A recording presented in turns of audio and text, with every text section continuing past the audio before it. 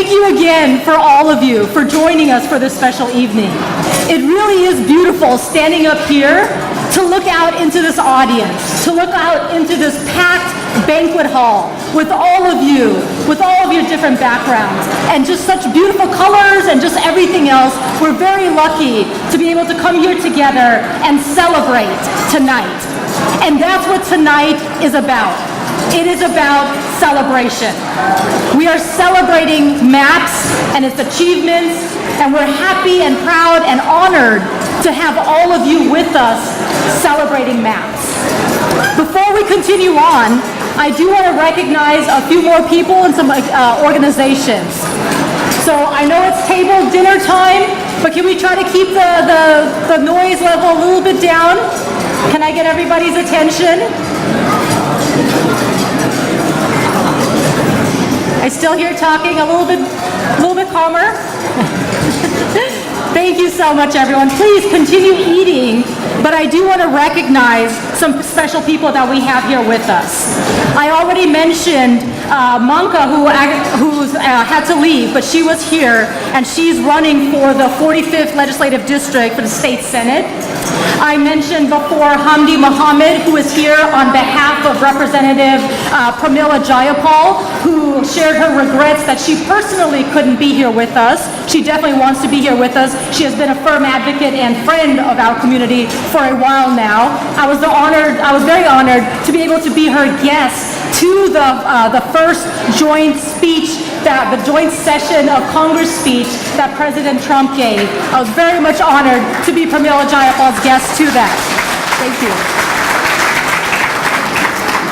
I also mentioned Diane Carlson, who's the Regional Relations Manager for King County Executive's Office, and she is here on behalf of King County Executive Dow Constantine.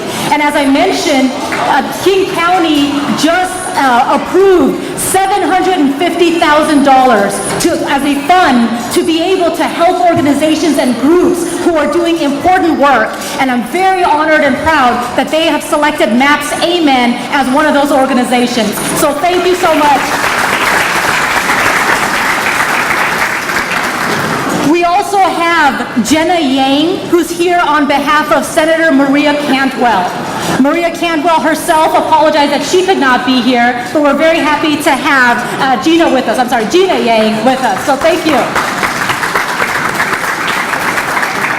And Senator Cantwell has already had 2 different meetings with different faith groups, including MAPS, to talk about hate crimes and some of the problems that are happening around us right now today.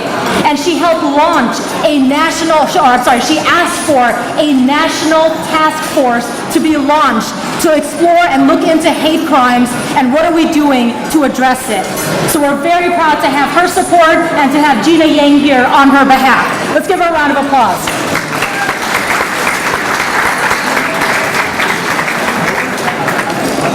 I'd also like to acknowledge some organizations who are here to provide their institutional support for us.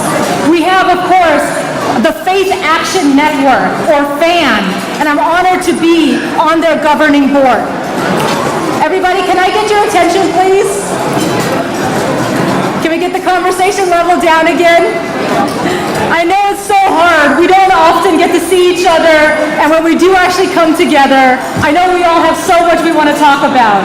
So I get it. I'm in the same boat myself oftentimes, but please let's try to bring the conversation down a little bit so that we could hear and recognize some of these important organizations who are here supporting MAPS.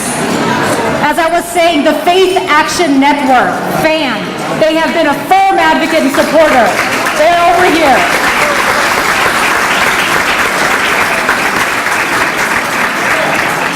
I am on their governing board now, and we have Reverend Paul Benz, Reverend Carol Jensen, we have Ron Young, we have other people from FAN here. We also have Indivisible. How many of you know what Indivisible is? The group Indivisible? Hands? Okay, not enough. Clearly not enough groups. They have a table. Would you guys please stand? Seattle Indivisible members, please stand.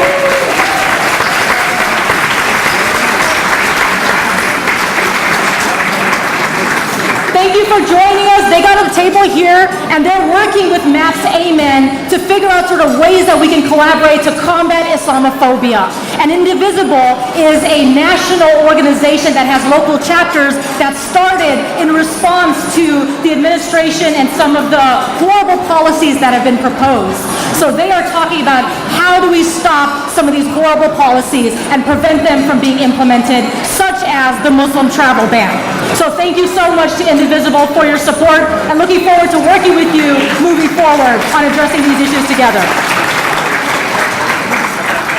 We have the ACLU. Let me ask this, who's heard of the ACLU? Okay, everybody should raise their hand.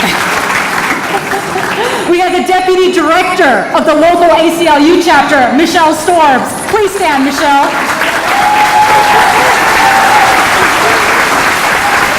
Because I know how much you love getting that special attention. You always try to avoid it, and I always try to put you in that position. But the ACLU obviously has been a very strong advocate right now and at the forefront of the response to stopping some of these horrible legal policies and working with the Attorney General's office and other organizations to file lawsuits and use the legal system to advance sort of equity and civil rights and justice for all. And I have to say, as an attorney myself, you don't hear a lot of lawyer jokes these days, do you? Lawyers have been at the forefront. I'm very honored and proud of our profession at this time. We also have the Greater Seattle Neighborhood Action Coalition with Jimena. Would you please stand? Jimena Velasquez Arenas. The Neighborhood Action Coalitions also started after the election and have these organizations all across the greater Seattle area. And they are working to mobilize people at the grassroots level to be able to take action, to get involved, get engaged, and remain engaged. So thank you for your work. We did have a mosque visit with the Greater Seattle Neighborhood Action Coalition, and they're able to come here, and we're looking forward to working further with you moving forward. We have Kids for Peace. Jordan, would you please stand? Jordan Goldward,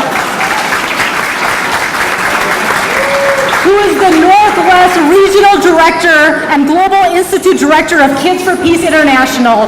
He has been an advocate working with MAPS Amen. Actually, the inaugural event for Amen was with Kids for Peace. We did a youth advocacy workshop to combat Islamophobia. We also have the Council on American Islamic Relations here. I know we'll get to that pretty soon. We have the Eastside Legal Assistance Program. Esperanza Barboa, are you around somewhere? Jewish Voice for Peace, I mentioned. Wendy Summerson, the founder and head of the Seattle chapter of Jewish Voice for Peace. We have Washington Leadership Institute fellows here. Veronica and Jean, where are you? Let's see, there you are, yay! Let's give them a round of applause. The Washington Leadership Institute is a leadership program, and what we did with them, I went and had the chance to speak with them about combating Islamophobia. And they not only listened to me talking and presenting about this, but they decided to take action. And that's what I love, is they took the call to action seriously, and they're going to be launching an effort that you will be hearing about in the future, so I'm not going to spoil it for you guys, but the fact that they took action to combat Islamophobia, we're very honored to have you here. Thank you very, very much, Jean and Veronica. We have the Gender Justice League. We have so many other organizations, and I know I'm not going to do justice by mentioning all of them. We also have so many different faith leaders and faith community members who are with us here today. The Christian faith, the Jewish faith, the non-faith people, Sikh, everybody, any other communities. We welcome all of you and appreciate you standing with us through difficult times and being stronger together. Because at the end of the day, that is where we derive our strength. And it gives us so much hope and strength and inspiration as a Muslim community when we had an outpouring of community support after our sign was vandalized twice in less than a month. So thank you to every single one of our interfaith friends and allies. Let's give you all a round of applause.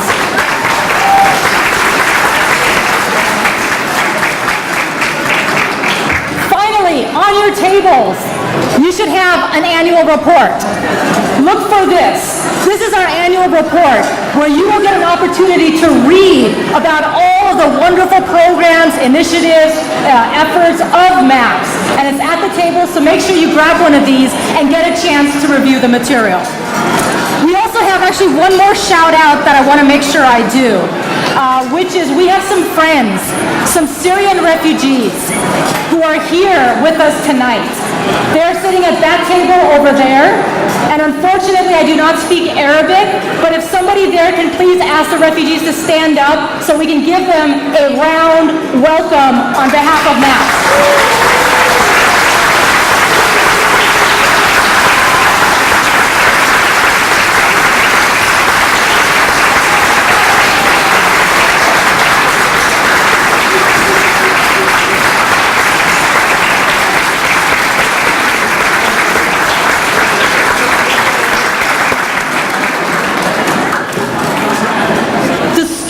Inspiration that they provide to us, the amount of the audacity, the challenges that they have gone through, it truly is humbling.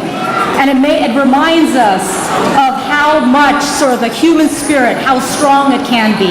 So we stand with them, they stand with us. We're honored to have you here with us tonight. So now we're going to get a chance to hear from Nihad Awad. I mentioned that we have CAIR representation here tonight. We actually have the CAIR local chapter, the Washington State chapter, is going to be having their event, their banquet, on Sunday, May 7th. If you haven't already gotten your ticket, make sure you do. But tonight we're very honored to have the founder, one of the co-founders of CAIR National. He is the executive director of the National Council on American Islamic Relations, which is the largest nonprofit Muslim civil rights and advocacy organization in our country. How many of you have heard of CAIR?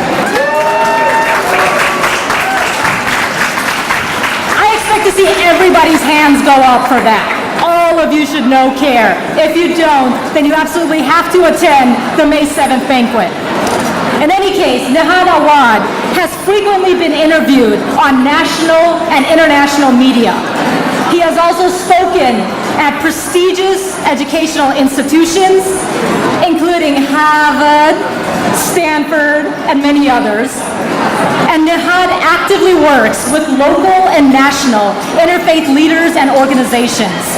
And he was featured in a book, Silent No More, by former U.S. Representative Paul Finley, that chronicles the history of American Muslims in our country.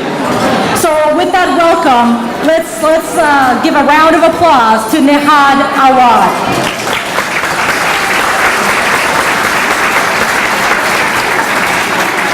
And while he's coming up, I'm going to ask everybody, please, let's keep it quiet now. We're going to hear from Mr. Awad, who is a guest. So please, let's stop the conversation and let's give Nihad an opportunity to speak to us briefly. Thank you so much.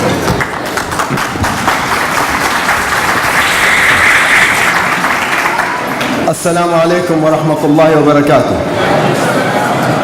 I'm so honored to spend my first day ever in Seattle, Washington by visiting you at the MAPS annual fundraising dinner. MashaAllah, I am so impressed to see this beautiful institution, which I believe is almost a role model for what an Islamic center can be in America.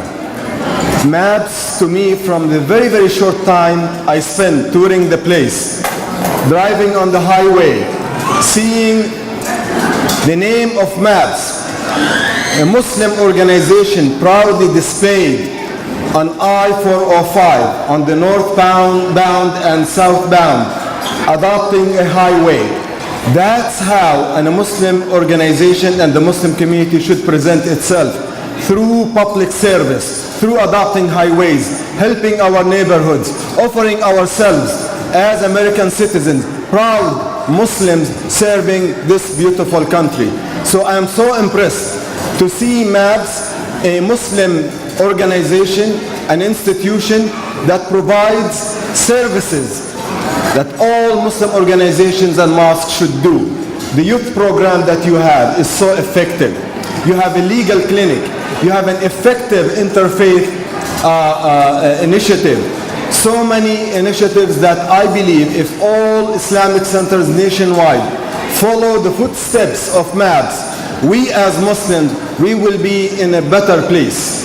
So I today lend my support and urge you to support MABS in a very generous way, because they have to continue to do this excellent work. So congratulations to MAB, to the leadership, to the board of directors, to the staff, and to the volunteers, and for all of you who came tonight to spend your beautiful evening showing support to this very important institution. Now, having said that, let me just say a word about CAIR and the Muslim community. This is a tough time, that's what some people say, for American Muslims. For the past 2 years, the Muslim community, like other minorities, have been at the receiving end. And they say it is difficult to be Muslim today. I totally disagree with those who say it is difficult to be a Muslim today. I say it is a great time to be a Muslim in America today.